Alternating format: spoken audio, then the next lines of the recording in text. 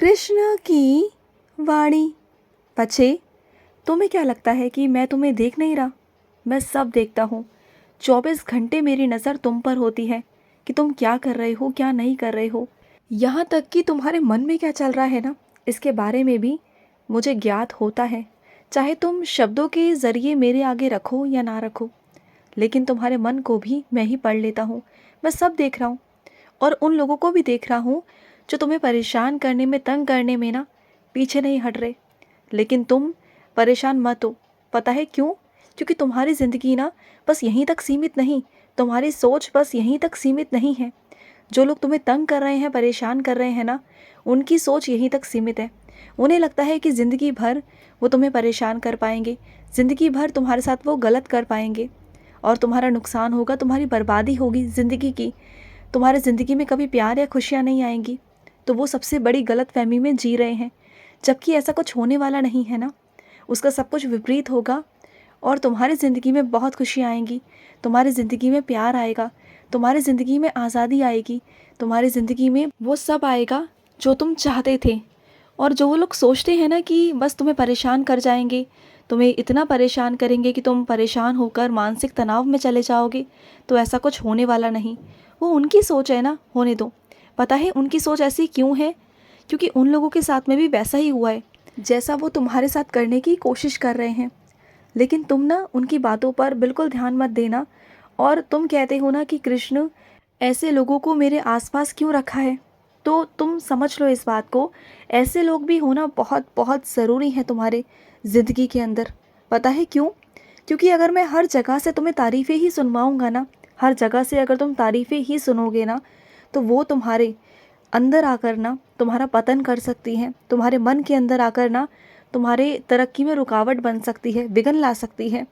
क्योंकि तुम चाहे कितना भी सोच लो, कितना भी अच्छा सोच लो अपने बारे में कि नहीं, मुझे तारीफ़ें नहीं लेनी है, मुझे नहीं लेना है, मुझे अहंकार नहीं दिखाना है, लेकिन कहीं ना तुम्हारे मन में वो तारीफ़ें इतना प्रवेश कर जाती हैं, इतना घर कर जाती हैं ना, कि तुम्हें अपने ऊपर गर्व होने लगता है।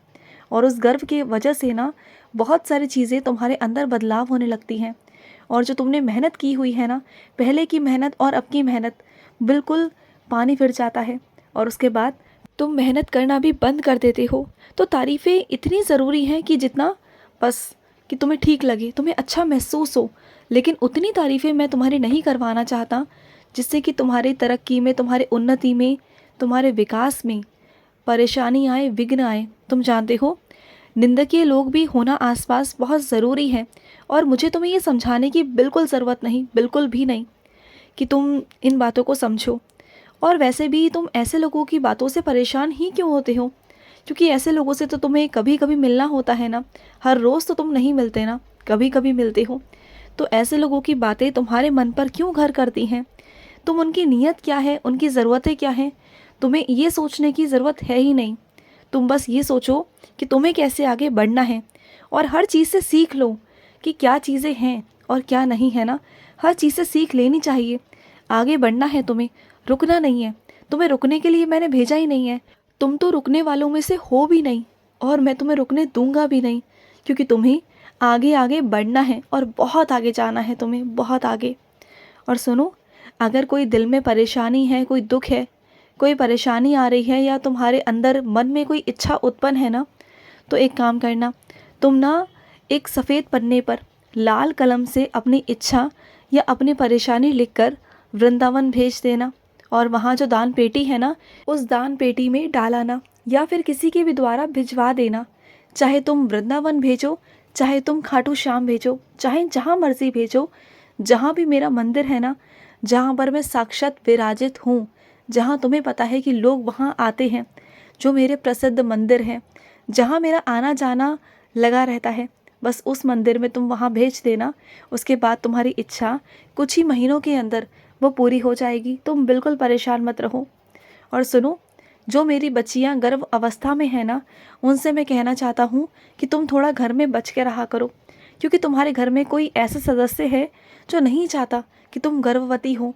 वो शुरू से नहीं चाहता था, लेकिन मेरे आशीर्वाद से हुआ। क्योंकि तुमने जो मेरी भक्ति की है ना, वो उस भक्ति का आशीर्वाद है। वो बच्चा उस भक्ति का आशीर्वाद है। लेकिन कोई ऐसा शख्स है तुम्हारे घर के अंदर जो नहीं चाहता कि तुम गर्भवती हो या तुम्हारी कोई संतान भी हो। तुम जानती हो मैं किस ओर इशारा कर रहा हूँ, मैं उसका नाम नहीं लूँगा, लेकिन तुम उनसे बच के रहा करो। पूरे दिन में ना वो ऐसी हर कोशिश करते हैं जो वो नहीं चाहते कि तुम्हारा कुछ अच्छा हो या तुम्हारी तबीयत अच्छी रहे। वो कुछ ना कुछ ऐसा करने की कोशिश करते हैं, मौके ढूंढते हैं, लेकिन तुम ना जितना हो सके वहाँ से दूरी बनाकर रखना, दूर ही रहना और अच्छी अच्छी बातें सीखना, अच्छी अच्छी चीज़ें पढ़ना। जो तुम्हें जहाँ से भी अच्छा सुनने को मिले ना, बस वहीं बैठकर सुनना। और हो सके तो तुम रामायण पढ़ो, श्री भागवत गीता का पाठ किया करो। पूरा दिन में वो तुम्हारी रक्षा करेंगी। और चलते फिरते मेरा मंत्र जाप करते रहा करो। ओम कृष्णाय वासुदेवाय हरे परमात्मने प्रणमत कलेशानाशय गोविंदाय नमो नमः। इस मंत्र का तुम चलते फिरते जाप करते रहा करो। नहीं तो इस मंत्र को लिख लो या फिर इस मंत्र का जाप करके याद कर लो। तो तुम इस मंत्र को चलते फिरते करते रहोगे ना, तुम्हारी रक्षा होती रहेगी। और मैं तुम्हें तथास्तु का आशीर्वाद देता हूँ मेरे बच्चे। तुम बहुत सारा खुश रहोगे और तुम्हारे जीवन में प्रकाश होगा, तुम्हारे जीवन में उजाला होगा, रोशनी होगी। और वो रोशनी मैं लेकर आऊँगा तुम्हारी ज़िंदगी में। और सुनो, व्यवसाय को लेकर परेशान हो, देखो ये व्यवसाय है, ये ज़िंदगी नहीं है। और ज़िंदगी की बात भी करूँ तो ज़िंदगी में भी उतार चढ़ाव होते रहते हैं। तो वो तो व्यापार है ना। तो व्यापार का गुस्सा तुम घर आके निकालते हो या फिर इधर से उधर निकाल रहे हो, तो ऐसे व्यापार नहीं चलेगा।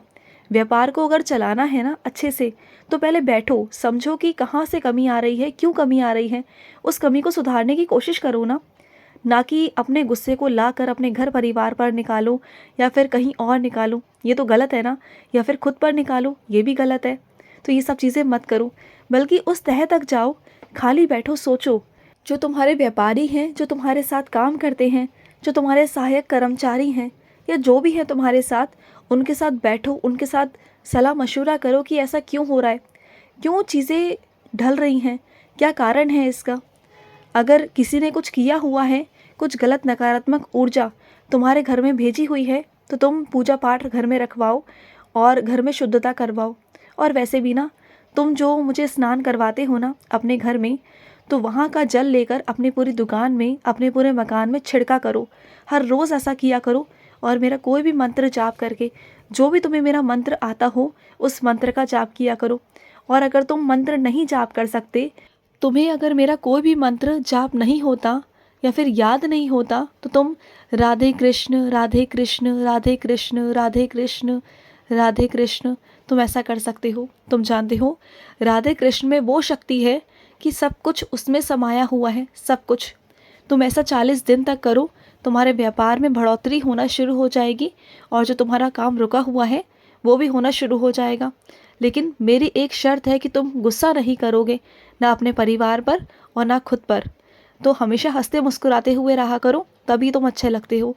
और सुनो, मेरे बहुत सारे बच्चे ऐसे हैं जिन पर ना बहुत लोगों की गंदी नज़रें हैं, तो तुम ना ऐसे लोगों से बच के रहा करो। जब भी कुछ खाया पिया भी करो ना, तो कुछ लोगों की नज़रों से बचकर, क्योंकि जिनके पास में कुछ नहीं होता ना, या फिर ये कह लो कि होकर भी, उनकी नज़रें हमेशा तुम पर रहती हैं कि तुम क्या कर रहे हो, तुम क्या खा रहे हो, तुम क्या नहीं कर रहे हो। सारी नज़रें तुम पर रहती हैं ना, तो ऐसे लोगों की नज़रों से बच के रहा करो, क्योंकि बहुत लोगों की नज़रें हैं तुम पर। तुम ना बच के रहा करो। तुम्हारी बहुत जल्दी तबीयत ख़राब हो जाती है, फिर तुम परेशान हो जाते हो, जो मैं बिल्कुल भी नहीं चाहता। तो बस ऐसे लोगों से बचकर रहा करो, थोड़ा सा सावधान रहो और हो सके तो हर हफ्ते अपनी नज़र उतरवा लिया करो, ठीक है। और सुनो, कुछ मेरे बच्चों का जन्मदिन आने वाला है और वो अपने जन्मदिन पर मुझसे कोई ख़ास तोहफ़ा मांग रहे हैं। तुम चिंता मत करो, जो तुमने मुझसे ख़ास तोहफ़े की उम्मीद की है वो ख़ास तोहफ़ा तुम्हें मिल जाएगा। अब तो खुश हो जाओ, अब तो मैं तुम्हारी ज़िद पूरी करने को तैयार हूँ। हाँ, अब तो नाराज़ मत रहो मुझसे, अब तो मुस्कुरा दो। हाँ, मुस्कुरा दो, चलो खुश रहो। आज का रात्रि कृष्ण संदेश समाप्त हुआ। जय श्री कृष्ण।